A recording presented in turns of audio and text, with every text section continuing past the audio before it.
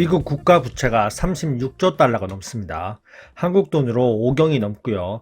25년도에 갚아야 할 미국 정부 부채가 9조 달러 수준이고 한국 돈으로 1경원 수준이고, 부채 이자를 현금으로 갚는 게 아니라 신규 국채를 재발행해서 보통 상환하는데요. 신규 국채 발행할 때 현재 금리를 적용하고 지금 금리가 4% 이상이니 이자 부담이 엄청난 겁니다.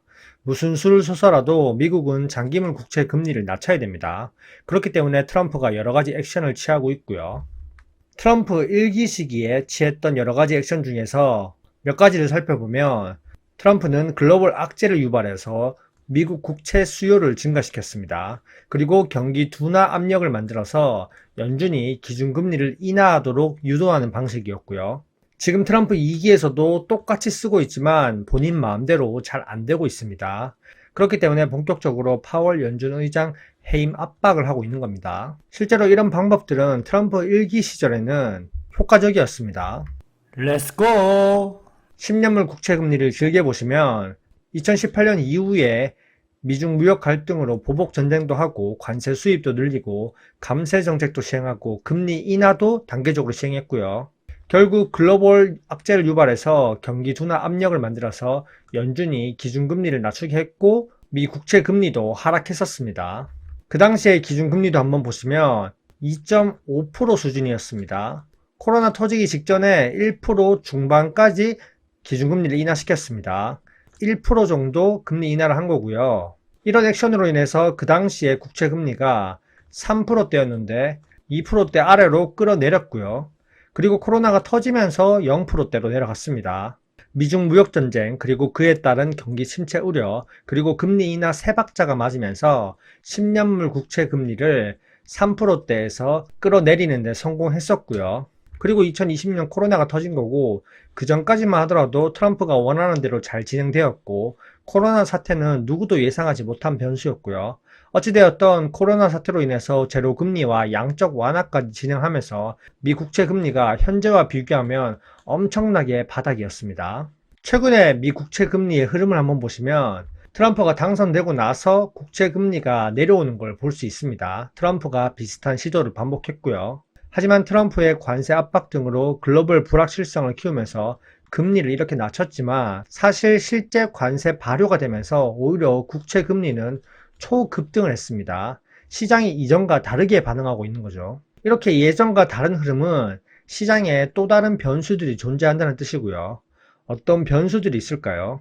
일단 현재 미국은 물가를 떨어뜨리기 위해서 고금리 장기화 중입니다. 과거에는 이렇게 물가가 떨어지면 금리도 내려가는 구조였지만 지금은 오히려 고금리 동결을 지속하고 있고요.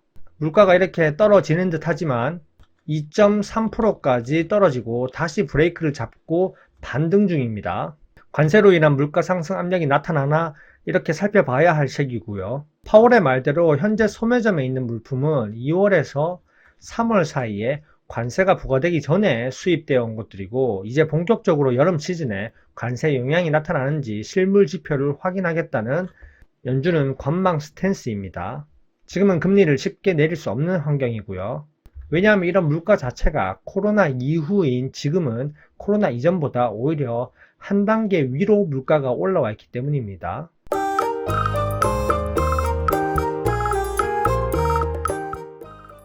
그리고 미국 경제도 한번 보시면 최근에 발표된 주간 신규 실업수당 청구 건수를 보시면 오히려 고용이 견조하다는 걸 알 수 있습니다.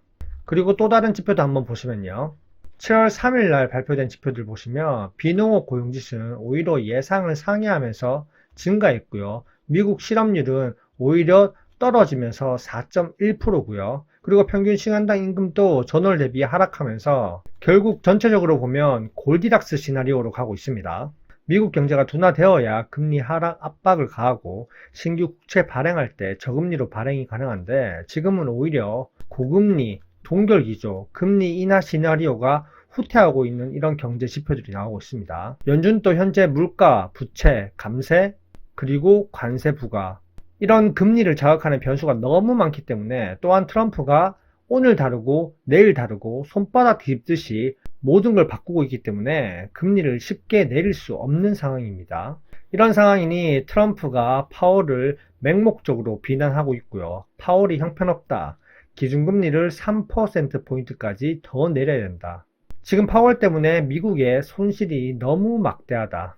미국 손실은 모두 파월 탓이다. 이렇게 대놓고 비난하고 있습니다. 하지만 연준 의장 파월은 고물가 저성장 위험 초래는 확실하기 때문에 통화정책 경로를 현재 변경하기에는 이르다고 얘기하고 있습니다. 결국 트럼프는 연준 본부의 리노베이션 조사 예고까지 하면서 파월을 공식적으로 해임하려는 시도를 하고 있습니다. 어떻게 해서든 파월을 해임시켜서 금리 인하를 시켜서 국채 금리를 내리려고 하고 있습니다. 감사원 통과 이후에 잠시 브레이크 밟았던 트럼프가 다시 엑셀을 밟고 무분별한 관세 부과도 하고 있죠. 이런 불확실한 상황 속에서 나스닥은 신고가를 가고 있고, 하지만 현재 증시는 P&Grade 인덱스상에서 극단적인 탐욕 구간입니다. 개인적으로 미국 주식은 현재 신고가로 버블의 버블 국면을 만들고 있고, 투자 매력도가 예전보다 많이 낮아졌다고 생각합니다. 대신 신흥국 증시를 살펴봐야겠죠. 결국 현재 트럼프는 마음이 급합니다. 미국 정부의 하루 이자 비용만 33억 달러고요. 약 4조 5천억 원이고요. 미국 정부 예산의 약 20% 정도를 국채 이자로 지출하고 있습니다. 국방비를 추월했다고 말씀드렸었고요. 현재 4%가 넘는 국채 금리 상황에서 장기물을 발행할 수 없고, 결국 트럼프는 올해 만기가 도래하는 9조 달러를 모두 단기국채로 발행하려고 합니다. 먼저 단기국채를 발행하고 그 다음에 금리 인하를 할 사람을 연준 의장으로 지명을 할 것이라고 얘기하고 있고요. 일단 단기국채 발행하면서 급한 불은 끄고 차기 연준 의장은 트럼프 말대로 움직일 사람을 세우겠다는 겁니다. 그리고 그때 가서 장기채 발행을 하겠다는 겁니다. 결국 단기국채 발행, 옐런 미 재무장관이 바이든 정부 막바지에 빛을 돌려막기 위해서 썼던 방법이고, 이 방식을 공화당에서는 그 당시에 엄청 비난했었습니다. 근데 트럼프가 따라하고 있는 겁니다. 중장기적으로 이런 단기국채 발행은 자산 버블을 만들고 인플레이션 재반등 위험이 있습니다. 장기 금리를 억누르기 위해서 단기채 위주의 발행은 나중에 장기 금리를 상승시키는 부작용을 만들 수 있고요. 실제로 나중에 어떤 결과가 펼쳐질지는 현재 일어나는 수많은 변수에 따라 달라질 수 있습니다. 하지만 우리는 이런 부분도 생각해야 된다는 겁니다. 결국 트럼프는 자산 버블 시장을 만들어 가고 있습니다.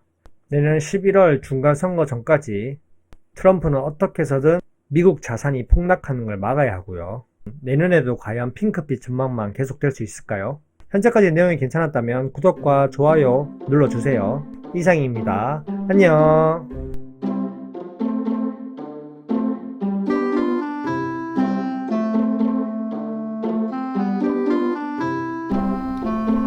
Why?